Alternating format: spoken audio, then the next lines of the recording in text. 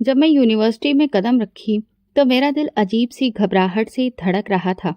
मेरे हाथ में सिर्फ एक पुराना बैग था जिसमें कुछ नोट्स, माँ की दी हुई दुआएं और सपने थे जो मेरे गांव की मिट्टी से निकले थे। बड़े शहर की बड़ी यूनिवर्सिटी, मैंने कभी सपने में भी नहीं सोचा था कि मैं यहाँ तक पहुंचूंगी। सब कुछ नया था, बिल्डिंग, चेहरे, आवाजें। मैं खुद को कहीं भी फिट नहीं देख रही थी। यूनिवर्सिटी का पहला दिन था और मैं वक्त से पहले आ गई थी। कुछ लड़कियां सीढ़ियों पर खड़ी हंस रही थीं। मैं खामोशी से उनके पास से गुजरी। मेरे कपड़े साधारण थे, हल्के से प्रेस किए हुए सलवार कमीज, पुराने से जूते और दुपट्टे का पल्लू बार बार गिर रहा था। मेरी चाल में आत्मविश्वास की जगह सावधानी दिख रही थी। जैसे ही मैं एक क्लास में दाखिल हुई, आंखों का एक झुंड मेरी तरफ मुड़ा। वे नजरें जिनमें हैरत कम और दिलचस्पी ज्यादा थी। मैंने नजर झुका ली और एक कोने में जमीन पर बैठ गई क्योंकि सारी कुर्सियां भर चुकी थीं। किसी ने भी अपनी सीट खाली करने की पेशकश नहीं की। मैंने सोचा कि शायद सब यही करते हैं, लेकिन मेरा भ्रम उस वक्त टूटा जब एक लड़की ने जोर से कहा, वो देखो, नौकरानी की बेटी यूनिवर्सिटी में आ गई है। नीचे बैठेगी या झाड़ू भी लाई है। एक जोरदार हंसी की झनकार गूंजी, जैसे क्लासरूम नहीं, कोई तमाशा हो। मेरी सांसें रुक गईं। मैंने सिर्फ सर झुकाया, कुछ नहीं कहा। मेरी आंखों में नमी थी, पर मैं जानती थी इस वक्त अगर रो दी तो ये मेरी हार होगी, और उन सब लड़कियों के लिए भी जो आज भी दरवाजे के बाहर सपना लिए खड़ी हैं। एक और लड़की ने जोर से कहा, सानिया, देखो इसका बैग, शायद नाले के पास रखा था। बदबू आ रही है। मुझे लगा जैसे जमीन मुझे निगल ले, लेकिन नहीं, वही जमीन थी जो मेरी बुनियाद थी, जिस पर मैं पलकर बड़ी हुई थी। मैं जानती थी कि मैं वहां किसी को खुश करने नहीं, बल्कि कुछ बनने के लिए आई हूँ। क्लास शुरू हुई तो एक लंबा चौड़ा प्रोफेसर क्लास में दाखिल हुआ। बिना किसी से कुछ कहे उसने लेक्चर देना शुरू कर दिया। मैं बहुत ध्यान से सुन रही थी, कोशिश कर रही थी कि हर शब्द अपने दिमाग में सुरक्षित कर लूं। मेरे पास नई किताबें नहीं थीं, बस एक साधारण कॉपी और पुराना पेन, लेकिन हिम्मत ताजा थी। दिल की गहराइयों में जलती वो आग जिसे नजरअंदाज नहीं किया जा सकता। लेक्चर खत्म होने के बाद सब अपने ग्रुप में गप्पे मारने लगे। मैं लाइब्रेरी की ओर बढ़ गई। लाइब्रेरी में दाखिल होते ही एक नौजवान लड़का किताबों को ठीक से रख रहा था। उसने मेरी तरफ देखा और मुस्कुराकर बोला, पहला दिन है, अगर कोई किताब चाहिए हो तो बता देना, मैं मदद कर दूंगा। मैंने बस सर हिलाया, ना कोई रुतबा झाड़ना और ना कोई एहसान दिखाना, बस एक साधारण सी बात। लेकिन उस बात में वो एहसास था जो आज तक मुझे किसी क्लासमेट से नहीं मिला। मैंने किताबें निकालकर कुछ नोट्स बनाए और वापस हॉस्टल के लिए निकल पड़ी। रास्ते में वही ग्रुप फिर मिला। एक लड़की बोली, अगली बार जल्दी आ जाना, वरना नीचे ही जगह मिलेगी। वैसे तुम्हारे जैसे लोगों की असली जगह नीचे ही होती है। मैंने इस बार भी कोई जवाब नहीं दिया, बस दिल में एक बात उतर गई, अब मैं जमीन पर बैठूंगी, लेकिन एक दिन यही लोग मेरी ऊंचाइयों को मानने पर मजबूर होंगे। उस रात मैंने माँ को फोन करके सिर्फ इतना कहा, माँ, यहाँ सब मुझे नीचा दिखाते हैं। माँ की आवाज आई, बेटी, नीचे देखने वालों को भगवान एक दिन ऊपर उठा देता है, सब्र करो। मैंने उस रात खुद से वादा किया, जो भी हो, किसी को ये एहसास नहीं होने दूंगी कि मैं टूट रही हूँ। यूनिवर्सिटी का पहला दिन गुजर चुका था, लेकिन उसका असर मेरे कदमों से चिपक कर रह गया था। अगले दिन मैं समय पर पहुंची और इस बार भी सबसे पीछे जमीन पर बैठने के लिए जगह ढूंढी। किसी को कोई फर्क नहीं पड़ा। मुझे जल्दी ही अंदाजा हो गया था कि यहाँ अपने सिवा मेरा कोई नहीं है। क्लास के नोट्स अक्सर ग्रुप में बांटे जाते, लेकिन मुझे कभी शामिल नहीं किया गया। अक्सर लेक्चर के बाद प्रोफेसर बेहतरीन किताबों के नाम बताते, लेकिन जिनके पास मोबाइल फोन थे, पीडीएफ या नए एडिशन की तस्वीरें होती, वही आगे बढ़ पाते। मेरे लिए लाइब्रेरी ही एकमात्र सहारा थी, वो भी समय सीमा के साथ।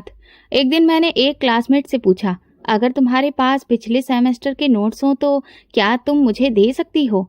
उसने बिना मेरी तरफ देखे कहा, मुझे याद नहीं कहाँ रखे हैं। वैसे भी तुम्हें तो सब रट लेना है ना, नोट्स की क्या जरूरत है? उस जवाब ने मेरे अंदर कुछ ठंडा कर दिया, जैसे कोई दरवाजा था जो पूरी आवाज के साथ बंद हो गया। मैं चुपचाप पलटी और खुद से कहा, ठीक है, अब खुद ही सब कुछ करना होगा। हर रोज की तरह मैं सबसे पहले क्लास में आती और सबसे आखिरी में जाती। लाइब्रेरी मेरी पनाहगाह बन चुकी थी। कुछ किताबें इतनी पुरानी थीं कि उनके पन्ने हाथ लगाते ही झड़ने लगते, लेकिन मैं पुरानी किताबों से नई दुनिया तलाशने की कोशिश करती। जो भी टॉपिक समझ में नहीं आता उस पर घंटों बैठकर सोच विचार करती। एक दिन मैं मैथ के एक मुश्किल सवाल में उलझी हुई थी जब एक आवाज आई, अगर तुम चाहो तो मैं समझा सकता हूँ। मैंने चौंक कर देखा तो वही लड़का जो पिछले हफ्ते लाइब्रेरी में किताबें ठीक कर रहा था सामने खड़ा था। वो मुस्कुरा रहा था, लेकिन उसकी मुस्कान में दिखावा नहीं था। मेरा नाम अमर है, हम एक ही क्लास में हैं।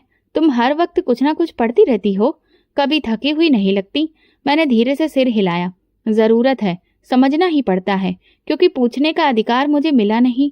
अमर बैठ गया और मेरे सवाल पर विस्तार से बात करने लगा। उसकी समझदारी हैरान कर देने वाली थी। बातों बातों में उसने बताया कि वो खुद भी स्कॉलरशिप पर आया है, लेकिन क्योंकि उसका लहजा शहरी था और कपड़े महंगे, किसी ने सवाल नहीं किया। उस दिन के बाद जब भी कोई मुश्किल सवाल होता, अमर मेरी मदद करता। वो खुद भी व्यस्त होता, लेकिन मुझे समय देता। एक दिन जब हम क्लास से निकल रहे थे, एक लड़की ने अमर से कहा, तुम्हें वाकई यही साथी मिला है? अमर ने सुकून भरे लहजे में जवाब दिया, हाँ, क्योंकि ये पढ़ने आई है, दिखावा करने नहीं। वो लड़की कुछ बोली नहीं, बस तेवर बदलकर चली गई। मुझे हैरत हुई कि किसी ने मेरे लिए आवाज उठाई, बिना ये सोचे कि लोग क्या कहेंगे। कभी कभार अमर मेरे लिए पुराने सेमेस्टर के नोट्स प्रिंट करवा कर लाता, कभी नई किताबों की फोटो कॉपी कर देता। एक बार उसने मेरे लिए फिजिक्स का एक मॉडल भी बना दिया। जब हमें एक प्रोजेक्ट में हिस्सा लेना था, मुझे किसी ने अपने ग्रुप में नहीं लिया था। तुम अकेले भी कर सकती हो, मैं मदद करूंगा, लेकिन ये ग्रुप असाइनमेंट है, नंबर नहीं मिलेंगे। मैं बात कर लूंगा सर से, तुम बस काम पूरा कर लो, उसने कहा। उसकी दी हुई चीजों और सलाह से मैंने मॉडल बनाया। प्रोफेसर ने जब देखा तो हैरान रह गए, पूछने लगे कि किसकी मदद से बनाया। मैंने सच सच कह दिया, अमर ने मदद की है, लेकिन काम मैंने खुद किया है। प्रोफेसर ने सिर हिलाया, कुछ भी नहीं कहा, लेकिन इस बार पहली बार ऐसा लगा जैसे उन्होंने मेरी मौजूदगी को महत्व दिया है। यूनिवर्सिटी में 2 हफ्ते गुजर चुके थे। मैं अभी तक एक भी किताब खरीदने के काबिल नहीं हो पाई थी। लाइब्रेरी में बुकिंग पहले आती थी और फिर इम्पोर्टेंट किताबें पहले ही दी जाती थी। एक दिन अमर ने कहा, ये मेरे पुराने सेमेस्टर के रेफरेंस नोट्स हैं, इन्हें तुम रख लो, मुझे अब इनकी जरूरत नहीं है। मैंने मना किया, नहीं, तुम्हें शायद बाद में जरूरत पड़े। नहीं, तुम्हें इस वक्त जरूरत है। इस वक्त का देखा, बाकी चीजें बाद में देखी जाएंगी। वो किताबें मेरे लिए किसी खजाने के जैसी थी। मैंने इम्पोर्टेंट जगहों पर निशान लगाए और कॉपी में खाका बनाकर तैयारी की। कुछ इम्पोर्टेंट टॉपिक पर अमर के साथ डिस्कशन किया।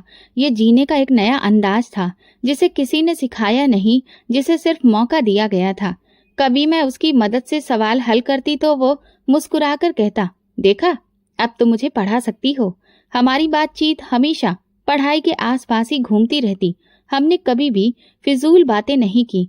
उसने कभी मुझसे कोई पर्सनल सवाल भी नहीं किया। उसका व्यवहार भरोसे से भरा हुआ था। वो मेरी इज्जत करता था, जैसे मैं कोई कमजोर लड़की नहीं बल्कि एक काबिल इंसान हूँ। पूरे 4 साल मैंने यूनिवर्सिटी का हर लेक्चर, हर प्रेजेंटेशन जमीन पर बैठकर सुना।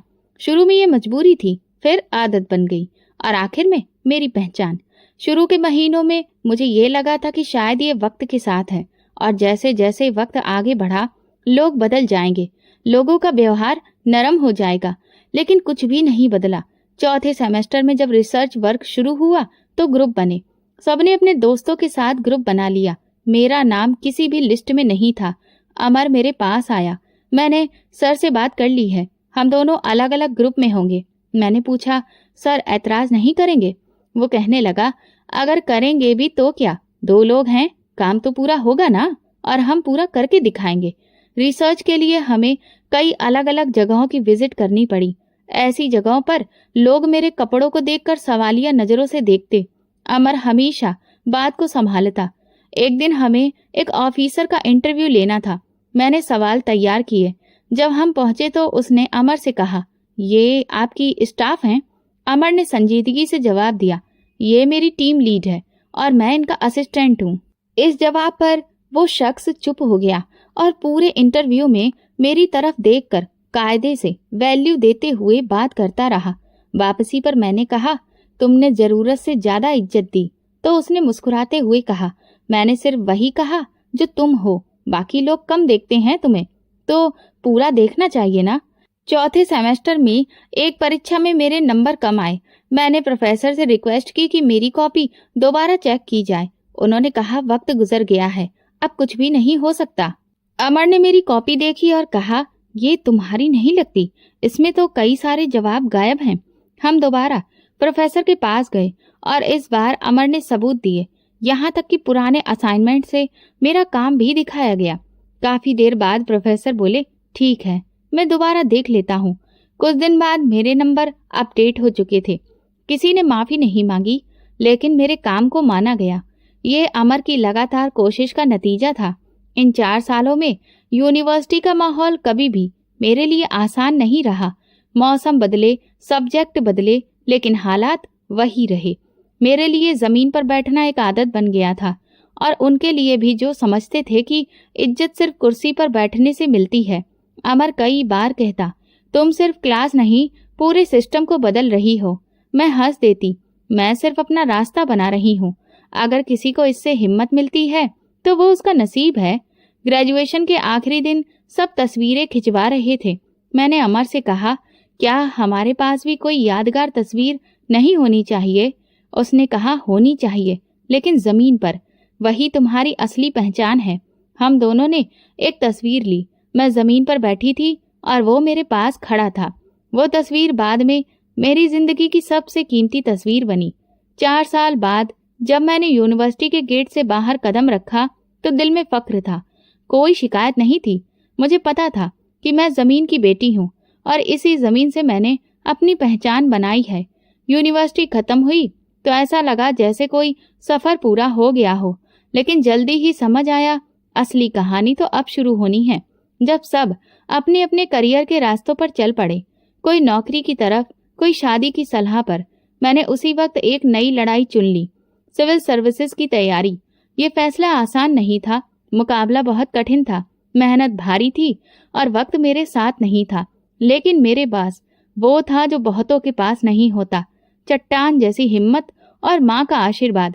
अमर अब भी मेरे करीब था, जैसे वो समझ चुका हो कि मेरा अगला कदम क्या होगा। एक दिन मैंने अमर को फोन किया, मैंने सिविल सर्विसेज की तैयारी शुरू कर दी है, लेकिन सिलेबस बहुत विस्तारित है और किताबों के नाम तो मैंने पहली बार सुने हैं। अमर ने कहा, तुम परेशान मत हो, मेरे कुछ जानने वाले भी तैयारी कर रहे हैं। मैं उनसे नोट्स का बंदोबस्त कर दूंगा और जहाँ जहाँ जरूरत हो वहाँ मैं तुम्हें खुद भी पढ़ा दूंगा। हमने एक पास की लाइब्रेरी में मेंबरशिप ली और फिर तैयारी की शुरुआत हो गई। मेरे पास नई किताबें खरीदने की कोई गुंजाइश नहीं थी, इसलिए ज्यादातर पुरानी किताबें या फोटोकॉपी के नोट्स का इस्तेमाल करती रही। कई बार ऐसा भी होता कि किसी किताब का सिर्फ कोई जरूरी हिस्सा ही नोट्स में होता, और वो भी अक्सर ऐसा होता कि वो किसी और ने पहले ही ले लिया होता। हम रोज लाइब्रेरी में एक खास टेबल पर बैठते, वो अपने काम में व्यस्त होता और मैं अपने नोट्स के साथ। कभी कभी वो बीच में अपना सर उठाकर पूछता, कौन सा टॉपिक मुश्किल लग रहा है? मैं कहती, पॉलिटिकल साइंस। पॉलिटिकल साइंस के नाम याद ही नहीं होते।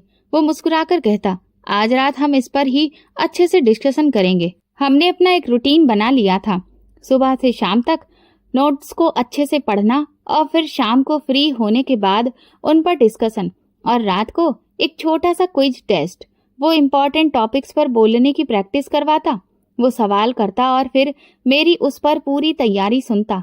हमने फिर एक नेक्स्ट स्ट्रेटजी बनाई, पूरे हफ्ते भर रिवीजन और नोटिस को पढ़ना, और रोजाना एक जनरल नॉलेज का टॉपिक और हफ्ते में एक मॉक टेस्ट।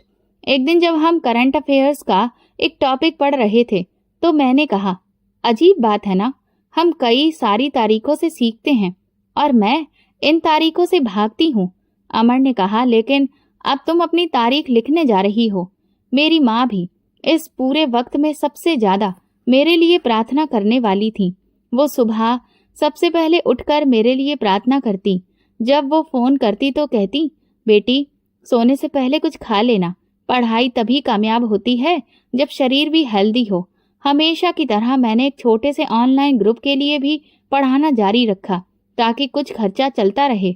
एक दिन एक स्टूडेंट ने पूछा, मैडम आप खुद भी एग्जाम दे रही हैं? मैंने कहा हाँ, और अगर तुम लोग पढ़ोगे तो मैं भी कामयाब हो जाऊंगी। उसी दिन मुझे एहसास हुआ कि मैं सिर्फ अपने लिए नहीं बल्कि उन सबके लिए पढ़ रही हूँ जो मेरे साए में खुद को बढ़ते हुए देखना चाहते हैं।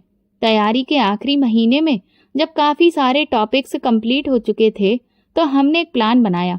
हर दिन एक टॉपिक पर डिस्कशन और हर हफ्ते एक पूरा मॉक टेस्ट। एग्जाम के दिन पास आ रहे थे और दबाव भी बढ़ता जा रहा था, मगर मेरे अंदर एक ठहराव था। मैंने खुद से कहा, तुमने अपना सब कुछ दे दिया है, अब जो भी होगा उस पर राजी रहना सीखो। एग्जाम के दिन भले ही मैंने यूनिफॉर्म नहीं पहन रखा था, लेकिन अंदर से वही जज्बा और आत्मविश्वास को पहनकर बैठी थी। मैंने पर्चे खोले, गहरी सांस ली और कलम उठा लिया। अमर मेरे हॉल के बाहर इंतजार कर रहा था, जैसे कि वो ये जानता हो कि मेरी खामोश लड़ाई जीत में बदलेगी। एग्जाम के बाद तकरीबन 2 महीने गुजर चुके थे। इंतजार करीब था और हर गुजरते दिन के साथ दिमाग पर बोझ बढ़ता जा रहा था, लेकिन फिर भी खुद को व्यस्त रखने के लिए कुछ चीजें तय कर ली थीं। सुबह को एक्सरसाइज करना, दोपहर को पढ़ाना, शाम को लाइब्रेरी का वक्त और रात को माँ के साथ कुछ साधारण बातचीत। लेकिन अंदर ही अंदर एक हलचल थी जो किसी भी पल सुकून नहीं लेने देती थी। फिर एक सुबह मैं लाइब्रेरी से वापसी के रास्ते पर थी जब फोन पर एक मैसेज आया, रिजल्ट जारी हो चुके हैं, वेबसाइट देखो। ये अमर का मैसेज था। मेरे तुरंत ही हाथ कांप गए। मैं पास के कैफे में जाकर बैठी, फोन का ब्राउजर खोला और रोल नंबर डाला, और जैसे ही रिजल्ट सामने आया मेरी सांसें रुक गईं। Pallavi Kumari, merit position first, allocated group, Indian administrative services. मेरे आसपास का जैसे सब कुछ रुक गया। मैं समझ ना पाई कि ये ख्वाब है या फिर हकीकत। मेरी आंखों में उस वक्त नमी थी, लेकिन वो खुशी की थी। ये खुशी उन प्रार्थनाओं का जवाब थी जो मेरी माँ बरसों से भगवान से मांगती आई थी। मैंने तुरंत ही माँ को फोन किया, माँ पहला नंबर आया है, मैं कामयाब हो गई। माँ की आवाज भर आई, मैंने कहा था ना, मेरी प्रार्थनाएं खाली नहीं जाएंगी। दोपहर के वक्त अमर मिला। वो मुस्कुराया और बोला, मैं जानता था कि तुम वही करोगी जो सबको लगता है कि नामुमकिन है। मैंने पूछा, तुम्हें कैसे यकीन था? क्योंकि तुमने सिर्फ सपने नहीं देखे थे, उन पर मेहनत भी की थी। हम दोनों सड़क के किनारे बैठे थे। आसपास चहल पहल थी, लेकिन मेरे दिल में सुकून था। मैंने उससे कहा, आज अगर पापा जिंदा होते तो वो बहुत खुश होते। अमर बोला, तुमने उनका नाम भी जिंदा रखा है और अपनी माँ का सिर भी ऊंचा किया है। इस शाम मुझे माँ ने बताया कि आज अमर की माँ शाम को रिश्ते की बात करने के लिए आई थी। अचानक मैं खामोश हो गई। रिश्ता? लेकिन अमर ने तो कभी कोई जिक्र भी नहीं किया।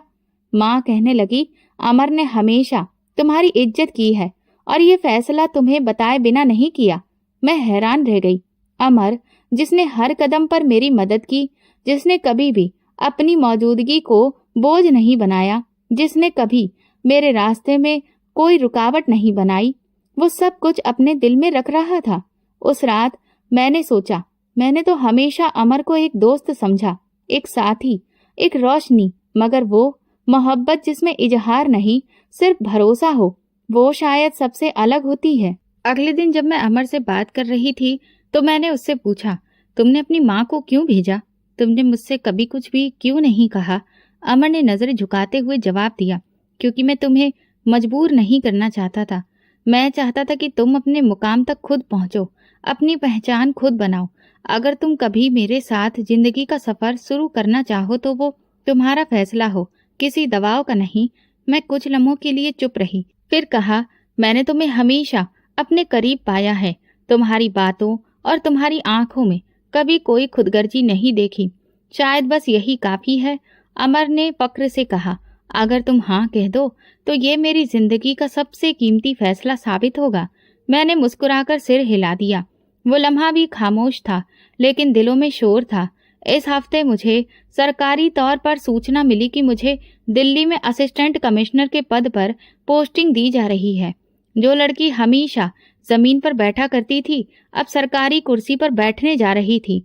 जब मैंने पहली बार ऑफिस में दाखिल होकर अपनी सीट देखी तो वो कुर्सी सिर्फ एक फर्नीचर का टुकड़ा नहीं थी, वो मेरी पहचान थी, मेरा रुतबा, उन बरसों की मेहनत का सिला और मेरी माँ की प्रार्थनाओं का नतीजा। पहली मीटिंग के बाद मैंने अपने ऑफिस की खिड़की से बाहर देखते हुए खुद से कहा, ये मुकाम मेरा नहीं होता अगर मैं रास्ते में हार मान लेती। शाम को अमर ने कहा, तुमने ये सफर खुद तय किया है और आज तुम्हारा वक्त है चमकने का। मैंने जवाब दिया, और तुम वो इंसान हो जो हमेशा मेरे पीछे रोशनी लेकर खड़ा रहा। शायद अब वक्त है कि हम ये रोशनी साथ लेकर चलें। ये किसी भी रोमांटिक फिल्म की तरह नहीं था, बल्कि सच्चाई थी। वो इंसान जो बरसों से मेरे दर्द, मेरी खामोशी और मेहनत का हमसफर रहा, अब जिंदगी के सफर पर साथ चलने के लिए तैयार था। मेरी माँ ने कहा, बेटी, जो इज्जत तुमने कमाई है वो किस्मत वालों को मिलती है। मैंने माँ का हाथ पकड़कर कहा, ये सब आपकी मेहनत, आशीर्वाद और अमर की खामोशी में छिपी मोहब्बत का इनाम है। बेशक मैं अब वो लड़की नहीं थी जो जमीन पर बैठकर सबकी नजरें सहती थी। अब मैं वो औरत थी जो अपनी हिम्मत, अपनी समझ और अपने सच्चे साथी के साथ जिंदगी को एक नए नजरिए से देख रही थी। और ये एक नई शुरुआत थी। जब माँ ने अमर के साथ मेरे रिश्ते पर खुशी से बात की तो मुझे कोई हैरानी नहीं हुई। उनकी आवाज में जो सुकून था वो बरसों की फिक्र और चिंताओं का अंत था। माँ ने कहा, बेटी, वो लड़का सिर्फ तुम्हें पसंद नहीं करता, वो तुम्हारी इज्जत करता है। ये बहुत बड़ी बात है। मैंने भी दिल ही दिल में एक खामोश हाँ कही। हम दोनों ने जिंदगी को नीचे से ऊपर तक पहुंचाने का सफर तय किया था। हमारे दुख, हमारे सपने, हमारी जिंदगी की कमियां सब एक जैसे थे, और अब शायद हमारा रास्ता भी एक था। अगले कुछ दिनों में व्यस्तता कुछ ज्यादा ही बढ़ गई। मोटिवेशनल सेशंस, ऑफिस के जरूरी कामकाज और साथ में शादी की बातचीत। मगर इन सब के बीच एक खास खबर ने मुझे चौंका दिया। मेरी यूनिवर्सिटी में टॉपर स्टूडेंट्स के लिए एक विशेष प्रोग्राम आयोजित किया जा रहा था और मुझे वहां पर चीफ गेस्ट के तौर पर इनवाइट किया गया था। जब इनविटेशन कार्ड मेरे हाथ में आया तो कुछ लम्हों तक मैंने सिर्फ उस कागज को देखा।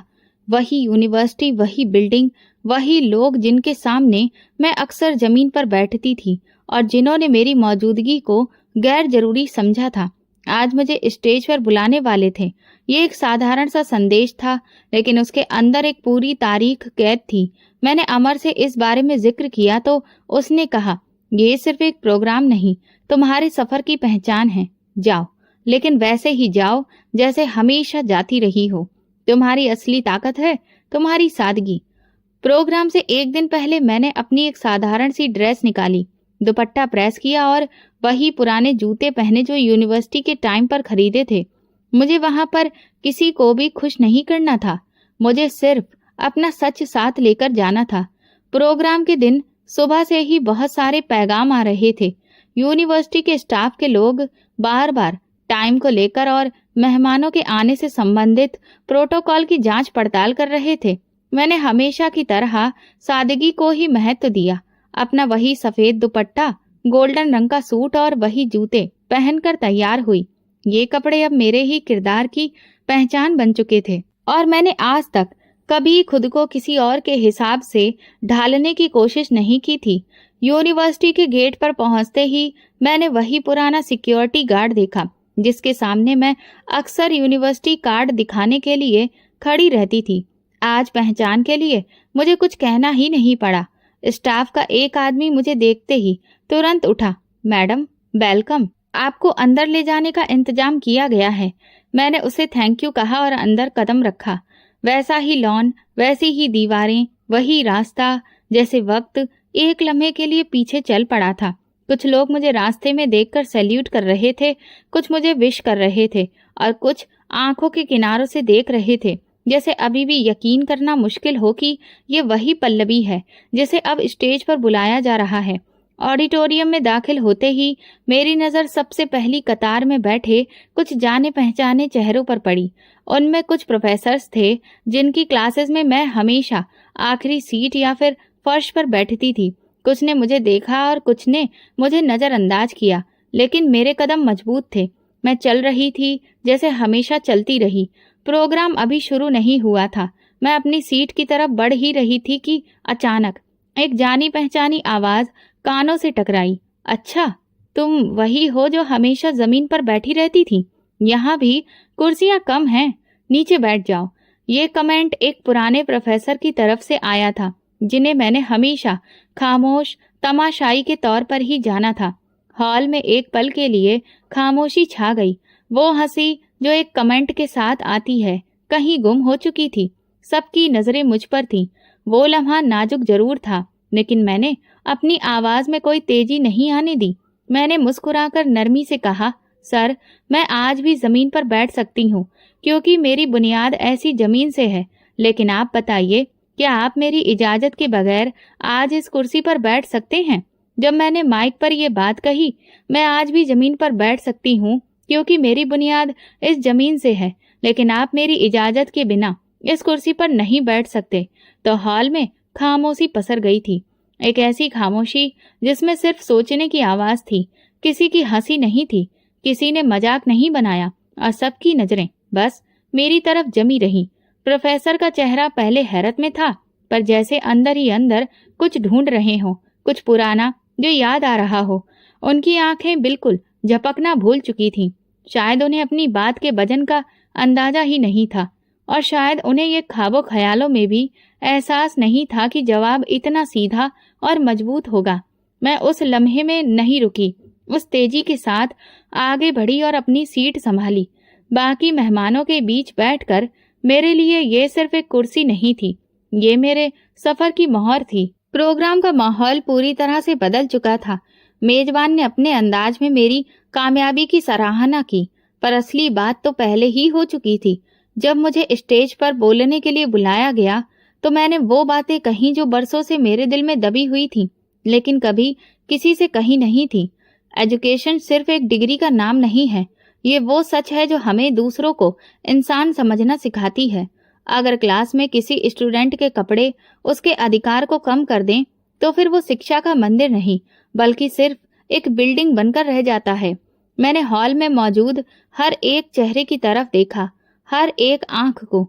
मैं वही लड़की हूँ जो जमीन पर बैठी रही, लेकिन इस जमीन से जुड़ने का मतलब था कि मैं अपनी जड़ें गहरी कर रही हूँ, और जब जड़ें गहरी हो जाती हैं तो पेड़ बहुत ऊंचाई तक पहुंचते हैं। जैसे ही मेरी बात पूरी हुई, तालियां बजने लगीं, लेकिन उन तालियों में जोश कम और सोच ज्यादा थी। कई चेहरे ऐसे भी थे जो आज पहली बार किसी सच को सुन रहे थे, और कई ऐसे भी जिन्होंने ये सच पहले से देखा था लेकिन माना नहीं था। जब मैं स्टेज से नीचे उतरी तो कुछ लोग मेरे पास आए। उनमें से एक ने कहा, पल्लवी जी, आपने जो कहा वो बिल्कुल सच है। उस वक्त हमने आपको देखा था, लेकिन हमने वो नहीं देखा जो आज नजर आ रहा है। मैंने नरम लहजे में कहा, सर, वक्त सब कुछ बदल देता है, नजरें भी। एक और टीचर ने कहा, जो उस वक्त मुझे जमीन पर बैठे देखकर खामोशी से गुजर जाया करते थे, आपकी हर बात ने हमें आईना दिखा दिया है। शायद अब वक्त है कि हम भी अपने व्यवहार को परखें और उसे बदलें। प्रोग्राम के बाद यूनिवर्सिटी के नए मैनेजमेंट ने मुझे ऑफर दिया। हम चाहते हैं कि आप हमारे नए मेंबरशिप प्रोग्राम का हिस्सा बने। आप जैसी शख्सियत हमारे लिए गर्व की बात है। मैंने जवाब दिया, ठीक है, मैं जरूर बनूंगी, लेकिन तब जब ये नियम बनाया जाए कि अगली कोई भी पल्लवी जमीन पर ना बैठे, बल्कि उसकी काबिलियत उसे खुद जगह दिलाए। जब मेरी बात पूरी हुई तो वाइस चांसलर ने स्टेज पर कदम रखा। मुझे एहसास हुआ कि अब कुछ खास होने वाला है। वो आमतौर पर बस फॉर्मल अंदाज में ही बोलते थे, लेकिन इस बार उनके लहजे में एक अलग ही संजीदगी थी। उन्होंने माइक पकड़ा, वहां बैठे लोगों पर एक नजर डाली और फिर बोले, हमें गर्व है कि आज हमारी यूनिवर्सिटी की चीफ गेस्ट वो शख्सियत हैं जो सिर्फ अपनी काबिलियत, हिम्मत और किरदार से आज इस मुकाम तक पहुंची हैं जहां बहुत कम लोग पहुंच पाते हैं। हम उनका स्वागत करते हैं, असिस्टेंट कमिश्नर पल्लवी कुमारी का। पूरा हॉल पहले शांत रहा, फिर जैसे किसी ने बारिश की तरह तालियां बरसाईं। हर तरफ गूंज फैल गई। पहले जिन चेहरों पर हैरत, खामोशी और तंज छिपा होता था, अब उनमें भरोसा झलक रहा था। मैं पूरे विश्वास के साथ उठी, धीरे धीरे स्टेज की तरफ बढ़ी। मेरे कदम किसी तंज या फक्र के लिए नहीं, बल्कि उन हजारों कदमों की पहचान बन चुके थे जो पढ़ाई के मैदान में झुककर और झिझक कर चलते हैं। माइक के सामने खड़ी हुई तो कई नजरें मुझे देख रही थीं। मैंने एक गहरी सांस ली और वो कहा जो बरसों से दिल में था। मैं इस बिल्डिंग में सिर्फ एक पढ़ने वाली बनकर नहीं आई थी। मैं एक सपना, एक सवाल और एक चैलेंज बनकर आई थी। मुझे यहाँ एडमिशन तो मिला, लेकिन जगह नहीं। मुझे एडमिशन दे दिया गया, लेकिन शामिल नहीं किया गया। मैंने सामने बैठे प्रोफेसर, मैनेजमेंट और स्टाफ को देखा। पढ़ाई का मतलब सिर्फ किताबें नहीं होती। पढ़ाई का मतलब है सोच। और अगर सोच ये है कि किसी स्टूडेंट का हुलिया, उसका लहजा या उसके कपड़े उसकी काबिलियत से भी बड़े बन जाएं, तो फिर हम शिक्षा का संस्थान नहीं बल्कि दीवारें खड़ी कर रहे हैं। कुछ चेहरों पर झिझक जाहिर थी, जैसे कोई सच सामने आकर रास्ता रोक रहा हो। इस हॉल में बैठे कई स्टूडेंट्स आज भी वही सब कुछ सह रहे होंगे जो मैंने सहा। उन्हें शायद कुर्सी ना मिली हो, मौका ना मिला हो, या हिम्मत तोड़ने वाली बातें रोज सुनाई देती हों, लेकिन मैं कहना चाहती हूँ, तुम्हारे सपने किसी जुबान, कपड़े या नाम से कम नहीं होते। मैंने हाथ से इशारा किया। इस कुर्सी पर बैठना मेरी मंजिल नहीं थी, ये मेरे हक का एक हिस्सा है।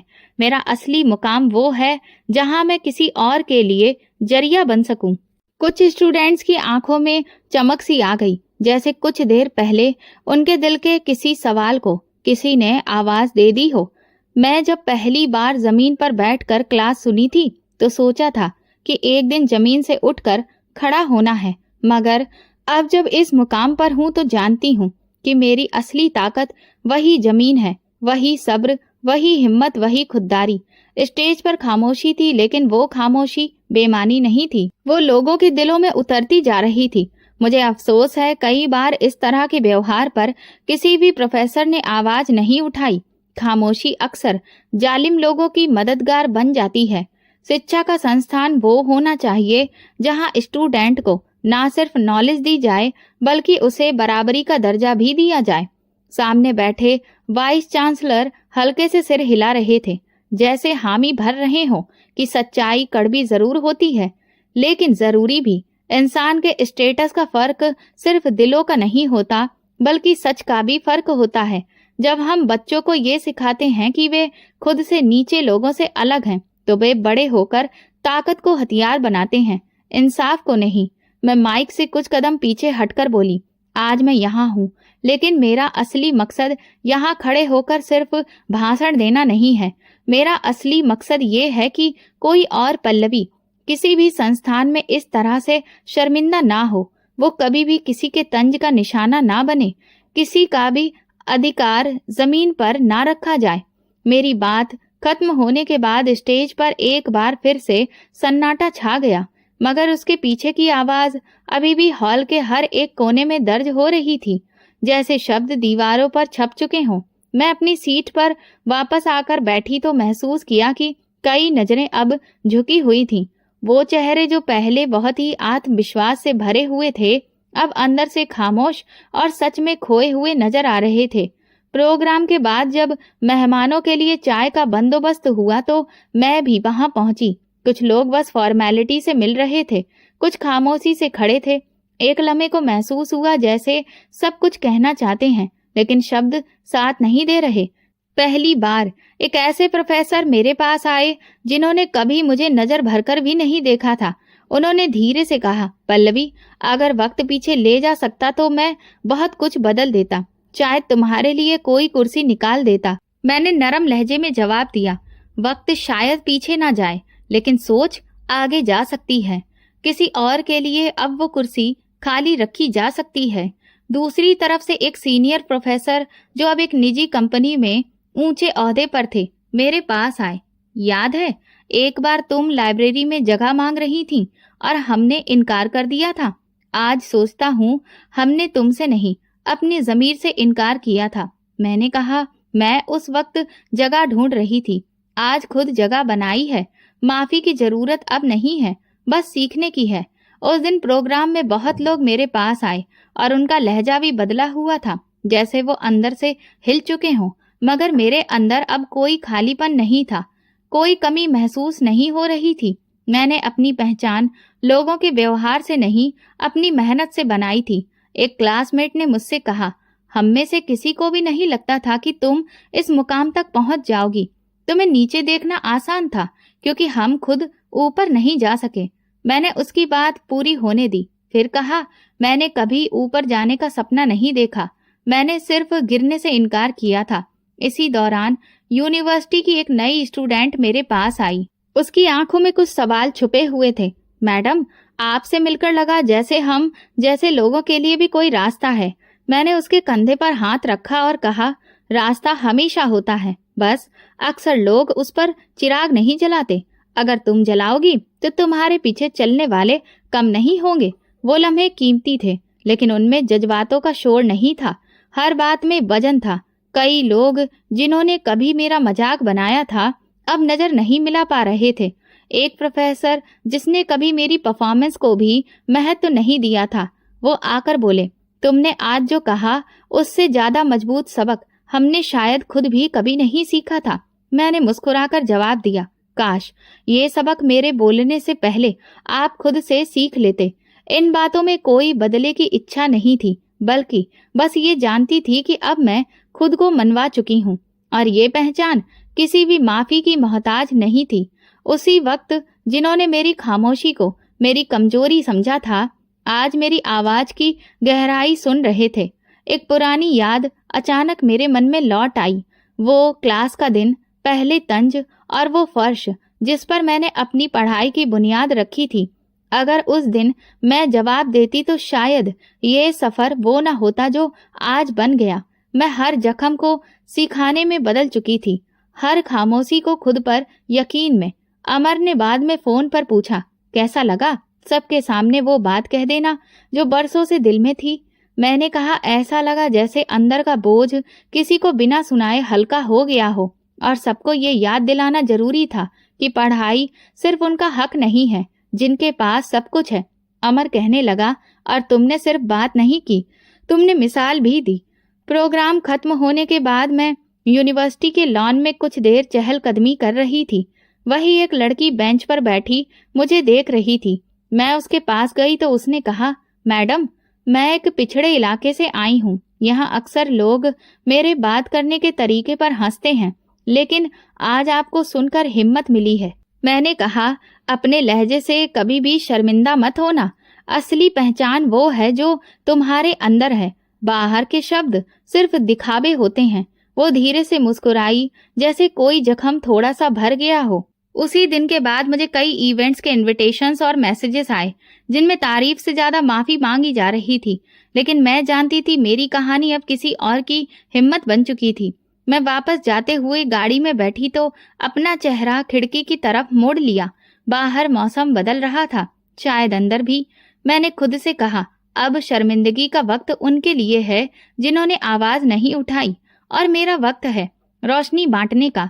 यही मेरा असली मकसद भी था। यूनिवर्सिटी के प्रोग्राम के बाद जब मैंने ऑफिस की दहलीज पार की तो दिल में एक अजीब सा सुकून था। अब लगता था जैसे हर सवाल, हर तंज, हर खामोशी का मैंने जवाब दे दिया है। लेकिन वो जवाब देना आखिरी मकसद नहीं था, वो तो सिर्फ एक मंजिल थी। असली रास्ता तो अब खुलना शुरू हुआ था। मेरे पहले ट्रांसफर के बाद एक छोटे से जिले में बतौर असिस्टेंट कमिश्नर मेरी पोस्टिंग हुई। वहां पहुंचकर मैं ऑफिस के दरवाजे पर रुकी।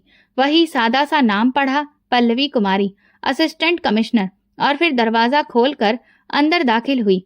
कुर्सी पर बैठते ही एक सरकारी फाइल मेरे सामने रखी गई, लेकिन मेरी नजर मेज पर रखे हुए उस पुराने बॉल पॉइंट पेन पर थी जो मैंने यूनिवर्सिटी के आखिरी दिनों में इस्तेमाल किया था।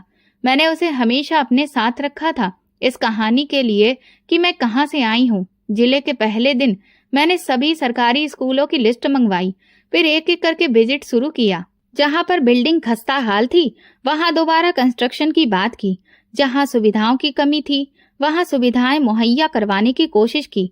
लेकिन एक ऐसा स्कूल भी था जो इस इलाके के बिल्कुल किनारे पर था। वहाँ गई तो देखा कुछ बच्चियां मिट्टी पर बैठकर पढ़ रही थीं। मैं क्लासरूम के अंदर दाखिल हुई तो एक छोटी सी बच्ची ने सर उठाकर कहा, आप मैडम हैं? आपके कपड़े तो हमारी टीचर जैसे नहीं हैं। मैं हंसने लगी। मैं वही मैडम हूँ जो कभी तुम्हारी तरह जमीन पर बैठी थी। बच्ची ने हैरत से पूछा, फिर आप अब मैडम कैसे बन गईं? पढ़कर, मेहनत करके और हार ना मानकर। उसके बाद मैंने उस स्कूल के लिए पंखे, दरी और नई कुर्सियों की मंजूरी दी। लेकिन असली बदलाव तो मैंने एक प्रोग्राम से शुरू किया, हम सब बराबर हैं। इसके तहत मैंने जिले के सभी स्कूलों में लेक्चर देने का फैसला किया, ताकि बच्चों को सिखाया जा सके कि सपनों का रिश्ता जमीन से नहीं, हिम्मत से होता है। इसी दौरान मुझे एक यूनिवर्सिटी से इनविटेशन आया, नौजवानों की नई रोल मॉडल के रूप में बातचीत के लिए। मैं वहां पहुंची। फिर एक स्टूडेंट ने सवाल किया, जो लोग आपको नजरअंदाज करते थे तो उस वक्त खुद को कैसे संभाला? मैंने जवाब दिया, मैं खुद को नहीं, अपनी माँ के आशीर्वाद को संभालती थी। वही दुआ मुझे कभी टूटने नहीं देती थी। उस प्रोग्राम के बाद बहुत से स्टूडेंट्स ने मुझसे बात की, कुछ ने मदद मांगी और कई ने बताया कि वो पहली बार किसी सरकारी अफसर को इतना करीब महसूस कर रहे हैं।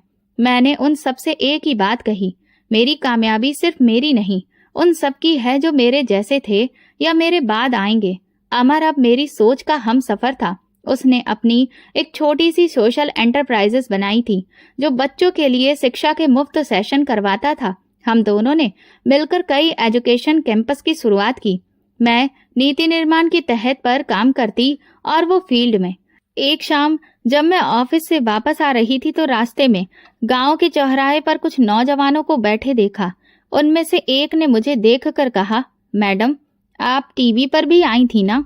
मैंने मुस्कुराते हुए कहा, हाँ, लेकिन वो तो सिर्फ कैमरा था, असली काम तो यहाँ होता है। दूसरा बोला, हमने सुना था कि बड़े लोग करीब नहीं आते, लेकिन आप तो रोज यहाँ आती हैं।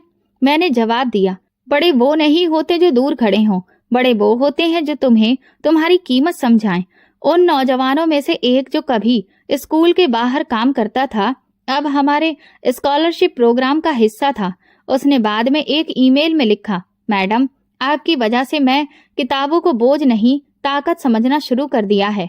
ये वही पल थे जिनके लिए मैंने बरसों जमीन पर बैठकर क्लासेस की थी, दिन रात जाकर पढ़ाई की थी और हर तंज, हर चुप्पी को सहा था। मेरी माँ अभी भी भगवान से रोज मेरे लिए प्रार्थना करती थी।